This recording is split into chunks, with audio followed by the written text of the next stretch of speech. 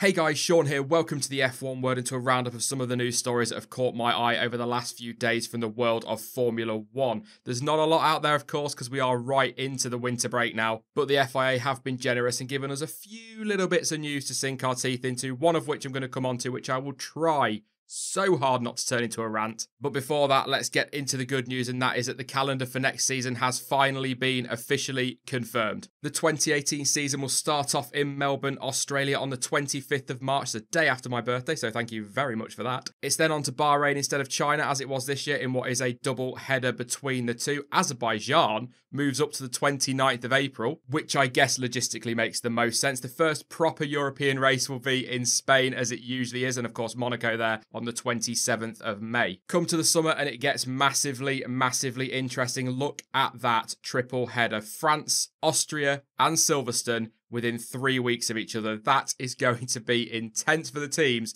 but great for us fans. In fact, between the 24th of June and the 22nd of July, there is a total of 5 races in 6 weekends before we plummet into the summer break. Already can't wait for that. The season will once again resume in Spa before heading to Monza, and then it's on to the flyaways. Russia there, being moved to the 30th of September, and the season will finish on the 25th of November at the apparently going to be tweaked Abu Dhabi Grand Prix, hashtag believe it when I see it. That place, it is a beautiful backdrop for a race, but it is a terribly boring Grand Prix, and they need to sort that out. But from what I understand, it's going to be the tweak of like one corner and that's it. So don't hold out your hopes, guys, because I'm not. A few dates then to pick out, and of course the jewels, if you like, in the F1 crown, or that's how they tend to refer to them. That's Monaco on the 27th of May and Singapore, as I've already mentioned, on the 16th of September. The British Grand Prix is confirmed for the 8th of July in what could be the penultimate ever Grand Prix at Silverstone. That needs to get sorted quickly. I will be at the British Grand Prix, so if you are going, I will hopefully see you there. I know some of you on Discord are already planning on arriving and giving me grief all weekend, but it will be awesome, I'm sure. And the final one to point out is the 21st of October, the US Grand Prix in Austin. That is pretty much done and dusted. They're just waiting for ASN approval. It's 21 races in all, and it is going to be a jam-packed season. And I know we've got a lot of negativity going into next season, with certain devices getting strapped onto the car and some ridiculous changes to the rules, which I'm just about to come on to, that are completely pointless and are just making it very difficult to get passionate about certain things. But that calendar does look awesome, and I can't wait for the racing, at least the racing in 2018. Here we go then. The FIA have confirmed that they will make changes to the controversial engine penalty rules for 2018. But do not get your hopes up, guys. Really don't. I don't know how they managed to do it, but once again, they've managed to take an unfair and complicated rule and make it even more complicated and even more unfair whilst trying to simplify it. I just don't know how they do it. I'd love to be in their meetings. I really would. So very quickly then, as I'm sure you already know, the rule used to be a 5-place drop for any component that you change in your engine over the course of a weekend outside of your maximum of 4 engines, or 4 components for each engine. And to be fair, that did lead to ridiculous penalties, like, I don't know, Van Dorn getting a 40-place penalty on a 20-place grid. You know, I get it was a ridiculous system. So in a bid to address it, the FIA have decided that now a driver can have a maximum of 15 places dropped on a grid. Any more than that, and they must start at the back of the grid in 20th place. If more than one driver gets plus 15 penalty places, then the penalties will be applied, as they are now, in the order they were received. Pointless. The penalty is effectively exactly the same for midfield and back marker teams. If Marcus Ericsson took a penalty in 2017 of, let's say, 16 places, he would start 20th. If he takes a penalty in 2018 of 16 places, he will still start 20th. Whereas, I don't know, Sebastian Vettel starts pole, gets a penalty of 16 places, he has to start 20th. How's that a fairer rule? It's not a fairer rule at all, and it's going to make things like Monza and all those ridiculous penalties and that mixed up grid that made qualifying totally pointless happen in an even more ridiculous and pointless way. I can't understand how they've managed to make it worse and even more unfair. To me, this just reeks of another artificial way of mixing up the grid. Why should a driver who starts on the front row of the grid take more of a penalty than somebody that starts down the back for, let's say, exactly the same number of components changed?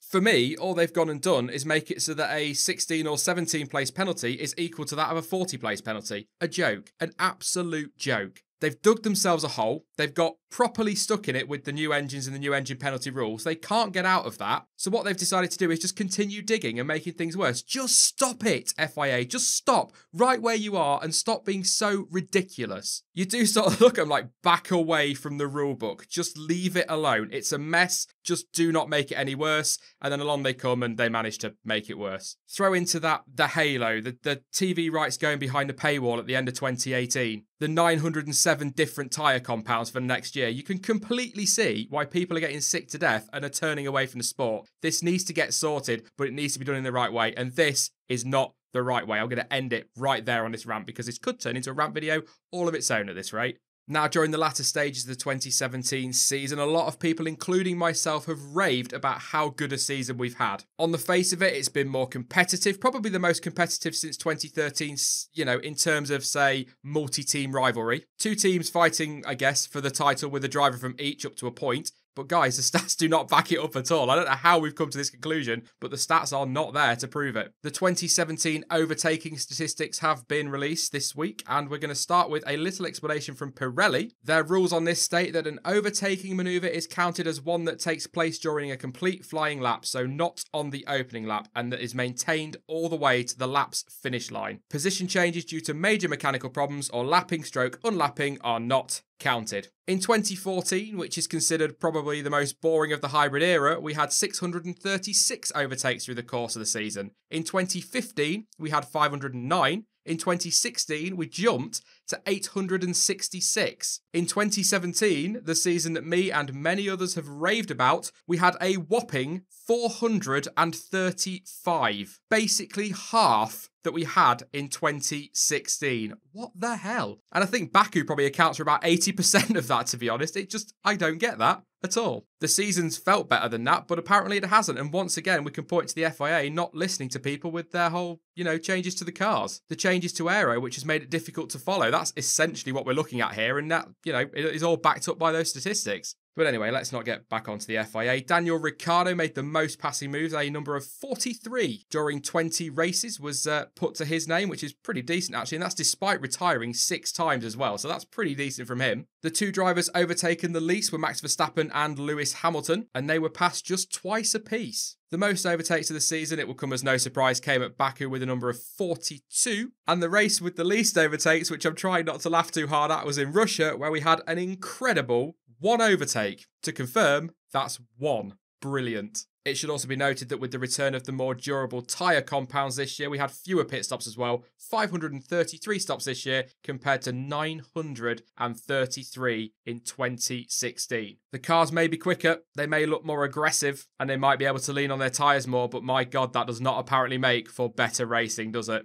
Just a couple of things I want to briefly mention before I go. We were hoping for some news on the Williams seat this week, of course, and the breaking news on that is that there is no breaking news. No confirmation from Williams, and at present it doesn't look like we're going to get any for a while. Both Robert Kubica and Sergei Sirotkin were at Williams this week, but they were for apparently post-Abu Dhabi test interviews. Could have been simulator work, but according to Williams, that is not the case. There are also questions over insurance with regards to Kubica, whether that's going to cost a lot more than they were expecting. And a little rumour I saw on Twitter earlier today that actually Mercedes are trying to get some money together to fund a seat for Pascal Wehrlein. I don't believe that. I don't think for a second Mercedes would have to scrimp around and look behind the sofa for a couple of quid to get Pascal Wehrlein in a Williams seat. So I think that is just rumour. One thing I want to mention before I go, though, and it's got to be a massive, massive shout out to the journalists at Sky Sports and those that work on the website and the app, because this headline is brilliant. It made me laugh so hard because I had no idea of this. Their headline genuinely read this week, Bottas needs wins for title